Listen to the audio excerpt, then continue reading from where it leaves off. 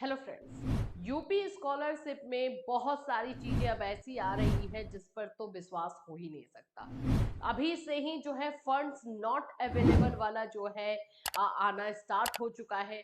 जबकि अगर हम देखें तो ओबीसी माइनॉरिटी इन दोनों जो कैटेगरी है इनमें पैसा अभी कुछ नाम जस्ट नाम मात्र का देखने को मिला है। ज्यादा पैसा तो आया नहीं है। हर कैटेगरी की हर मैं इसकी बात कर लो, हर फील्ड की, चाहे वो किसी भी क्वालिफिकेशन की हो, ओबीसी और माइनॉरिटी का पैसा ज्यादा देखने को नहीं मिला। तो फंड्स कैसे खत्म हो सकता है, ये स्टेटस क्यों शो हो रहा है, इस पर बात करेंगे। साथ ही साथ जो है ऐसी चीजें निकल कर आ रही है जिसमें कि स्टूडेंट्स के परसेंटेज नहीं है और फिर वेरीफाइड है तो उसमें प्रॉब्लम होगा या नहीं होगा, पैसा कब तक आएगा, ओबीसी वालों का पैसा कब तक आएगा। और साथ ही साथ जो है कुछ स्टेटस है जो आप लोगों ने सेंड किए हैं उसके ऊपर भी हम ये जो है बात करेंगे, डिस्कस करेंगे। लास्ट इनका सॉल्यूशन क्या निकल रहा है जिनका अभी पेंडिंग है या जिनका ब्लॉक कर दिया गया है उन लोगों के लिए। सो फ्रेंड्स, चैनल पर पहली बार विजिट कर रहे हो तो चैनल को सब्सक्राइब कर लेना, बेल आइकन को हिट कर देना, जिससे जब भी कोई अपडेट दिया जाए इमीडिएट आप तक पहुंच जाए यूपी स्कॉलरशिप से रिलेटेड। एक ये मैसेज है, scholarship and fee reimbursement could not be disbursed. यहाँ पर बताया जा रहा है कि फी आपका जो है पैसा नहीं दिया जा सकता है, फंड्स अवेलेबल नहीं है इसकी वजह से। ओबीसी का है ये। यहाँ पे मैं स्टेटस भी आपको दिखा देती हूँ। ये स्टेटस आप देख सकते हो, ये स्टूडेंट का स्टेटस है जो कि मैं आपको दिखा दूं।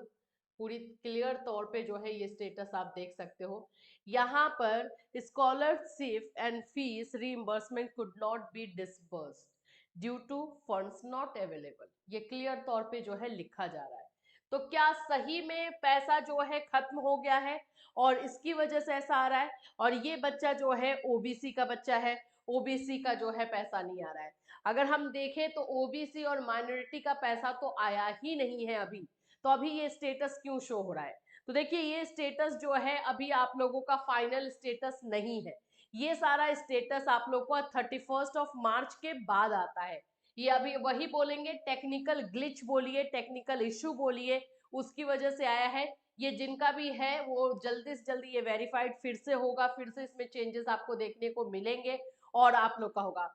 इसमें एक काम आप कर सकते हैं कि आप जो है अपने समाज कल्याण विभाग में जाकर के पूछ सकते हैं कि सर ये आया है, इसका रीजन क्या है, क्योंकि 1 से 2 बच्चों का ऐसा देखने को मिल रहा है। तो वहां पर भी आपको जवाब मिल जाएगा, लेकिन मैं आपको बोलूंगी जस्ट वेट करने के लिए। आपका जो है ये ठीक होगा और पैसा भी आपको दिया जाएगा, क्योंकि अभी फंड्स खत्म होने का सवाल ही नहीं उठता है। चलिए नेक्स्ट आप लोग को मैं ये दिखा दूं। ये जो स्टूडेंट है इनका आप लोग को राघव है और जनरल कैटेगरी के बच्चे हैं। इनका मैं आपको बता देती हूँ प्रॉब्लम एक्चुअली में। ये देखिएगा आप लोग, blocked as per not fulfil admission criteria below 55% where admission criteria is graduation.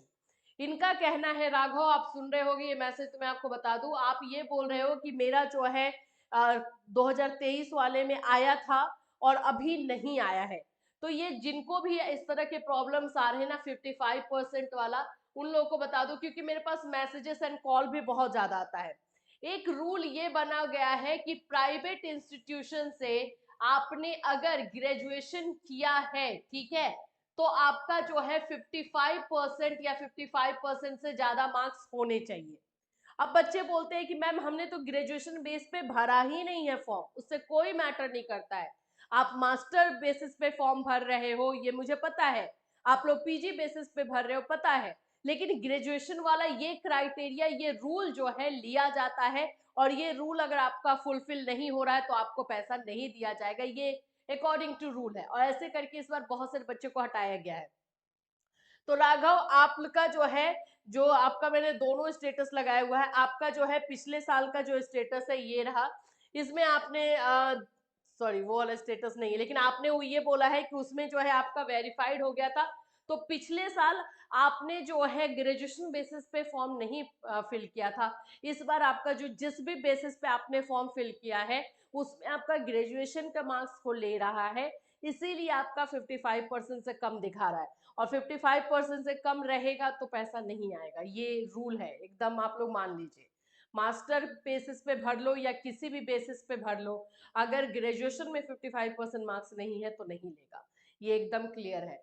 तो इसमें कोई ज्यादा इशू नहीं है, ये आप लोगों का जो है रूल के अकॉर्डिंग आपको जो है ब्लॉक किया गया, और जिनका एक बार ब्लॉक कर दिया गया है, हमने आपको बताया था DWO ऑफिस जो लखनऊ में है, डायरेक्टली हमने आपकी वहां की बात सुनाई थी, वहां पर ये भी बोल दिया गया था कि ब्लॉक्ड वाले लोगों का नहीं कुछ हो पाएगा, ऐसा चीज बोला गया था। बट मैं बोलूंगी अगर आपका ब्लॉक्ड है और आप में कोई इशू नहीं है, वैसे बच्चों का भी फिर से पेंडिंग और वेरीफाई हो रहा है। दो ऐसे स्टेटस है जिनका कि पहले ब्लॉक था, ठीक है, ब्लॉक था और उसके बाद कल के डेट में उनका जो है पेंडिंग आ गया, फिर से पेंडिंग वाला आ गया है। इट मीन्स कि उसका प्रॉब्लम जेन्युइन नहीं था, ब्लॉक जो किया गया था जेन्युइन प्रॉब्लम पे नहीं किया गया था, तो उसको ठीक कर दिया गया है।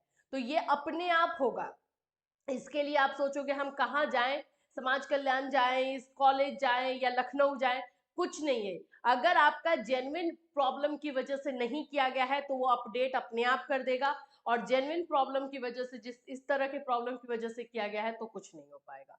ये क्लियर अपने दिमाग में आपको रखना है। यहाँ पर ये स्टूडेंट का कहना है कि मैम मेरा यहाँ पे अटेंडेंस बिल्कुल भी शो नहीं कर रहा है, ये फिल नहीं किया गया है कॉलेज की तरफ से, लेकिन इनका वेरीफाइड है, PFMS पर भी वैलिडेटेड हो गया है, तो क्या मेरा पैसा आएगा? हाँ, आपका पैसा बिल्कुल आएगा। PFMS पर भी आप लोग देख ही रहे जब शो हो रहा है, तो बिल्कुल आपका आ जाएगा पैसा, कोई इशू नहीं है। आपको मे बी यहाँ पे अपडेट ना किया गया हो, लेकिन बाकी डेटा आपका जो है मिला हो उनको, जिसकी वजह से आपका अपडेट कर दिया गया, तो नो टेंशन, बस वेट कीजिए आपका पैसा आए। ये एक स्टूडेंट है जिनका कि ये सब इनकम्प्लीट है, क्योंकि कॉलेज की वजह से इंस्टीट्यूशन ने जो है इनका फॉर्म ही फॉरवर्ड नहीं किया है।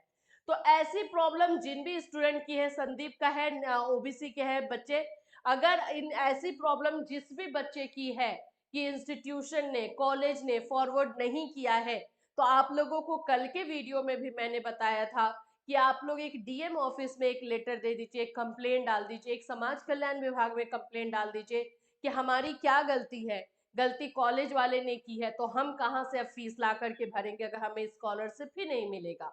तो ये चीज आप जल्दी से जल्दी कर सकते हैं, जितनी जल्दी ये सब चीजें करेंगे वैसे उतनी जल्दी आपको रिप्लाई भी मिलेगा। आप लोग जनहित याचिका के बारे में भी मैंने बताया, बहुत सारे बच्चों को जो है वहां से रिप्लाई भी आ रहा है, तो जनहित याचिका पर जाकर के भी अपना कंप्लेंट डालिए, वहां से भी आपको रिप्लाई मिल जाएगा। और ये काम, जनहित याचिका वाला काम तो जरूर कर लेना है, क्योंकि उससे जो है पिछली बार कुछ बच्चों को फायदा हुआ था, तो आपको भी फायदा हो सकता है। रीजन ये है कि गलती आपकी नहीं है, जहां पर गलती आपकी है डेफिनेटली आपको पैसा नहीं मिलेगा, लेकिन जहां गलती आपकी नहीं है तो फिर उसका भुगतान आप क्यों करोगे? तो दो चीज होगा, या तो आपका फीस माफ होगा या फिर जो है आपको पैसा दिया जाएगा, दो में से एक चीज तो डेफिनेटली आपके साथ होगा। तो प्लीज जनहित याचिका पे जाकर के जो है ये एक कंप्लेन आप डाल दीजिए। आपको अगर नहीं इसको समझ में आ रहा है कि ये क्या है, तो इसके लिए जो है PIL इसको हम बोलते हैं, तो ये इसके लिए आप किसी भी साइबर में चले जाओगे, वहां पर बोलोगे कि भाई मुझे स्कॉलरशिप से रिलेटेड जनहित याचिका दायर करनी है, वो लोग आपको करके दे देंगे, आपको इसमें कोई टेंशन नहीं लेना होगा। तो ये जनहित याचिका आपको जल्दी से जल्दी डाल देना है जिनका भी इस तरह का इशू है, ठीक है। अब हम बात करते हैं हमारे OBC बच्चे और माइनॉरिटी वाले बच्चों का पैसा नहीं आ रहा है। देखो ये हर बार का खेला है, कोई इस बार हो रहा है ऐसा कुछ नहीं है। माइनॉरिटी वाले लोगों को और OBC वाले को स्पेशली पैसा बहुत कम दिया जाता है। तो मैं आपको बता दूं, आप लोगों का पैसा बोला गया है 25 के बाद, दैट मीन्स कि आप लोगों को बोला गया है होली के बाद जो है आपका पैसा आना स्टार्ट होगा। 31 मार्च तक सबको पैसा मिलना है, याद रखना, 31 मार्च तक आपको पैसा मिलना है। लेकिन मैं फिर भी आपको एक चीज बोलूंगी कि आप लोगों को OBC वाले एंड माइनॉरिटी वाले बच्चों को थोड़ा पेशेंस रखना होगा। मुझे पता है कि कुछ बच्चों का आ रहा है, ऐसा नहीं है कि एकदम ही नहीं आ रहा है लेकिन कम मात्रा में आ रहा है, मतलब नंबर ऑफ जो संख्या जो हम बोलते हैं वो OBC एंड माइनॉरिटी का कम है, तो थोड़ा सा पेशेंस रखिए। 31 मार्च तक आप लोग का पैसा आना है। अगर 31 मार्च तक नहीं आता है और सब कुछ वेरीफाई है, तो फिर आपको कंप्लेन वाले प्रोसेस में जाना होगा, तो आपको 4-5 दिन तो पेशेंस रखना होगा। और इससे रिलेटेड आप फिर से क्वेश्चन पूछोगे कि मेरा सब कुछ वेरीफाई है, अभी तक पैसा नहीं आया है, तो इसमें हम आपको क्या रिप्लाई दे पाएंगे? आप ऑलरेडी हम आपको वीडियो में बता रहे हैं कि 31 मार्च तक पैसा आना है।